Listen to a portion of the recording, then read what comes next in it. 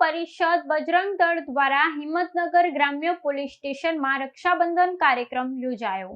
વિશ્વ હિન્દુ પરિષદ બજરંગ દળ દ્વારા હિંમતનગર ગ્રામ્ય પોલીસ સ્ટેશનમાં રક્ષાબંધન કાર્યક્રમ યોજાયો।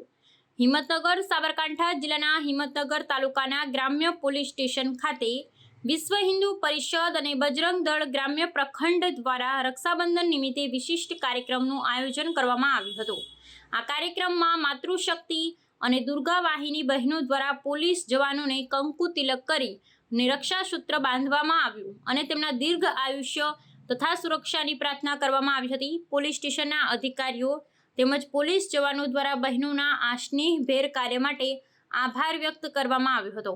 કાર્યક્રમમાં પ્રખંડ અધ્યક્ષ સજ્જનસિંહ, ગ્રામ્ય સંયોજક નરેન્દ્રસિંહ, દેવસિંહ તથા વસંતભાઈ ઉપસ્થિત રહ્યા હતા અને કાર્યક્રમને સફળ બનાવ્યો હતો।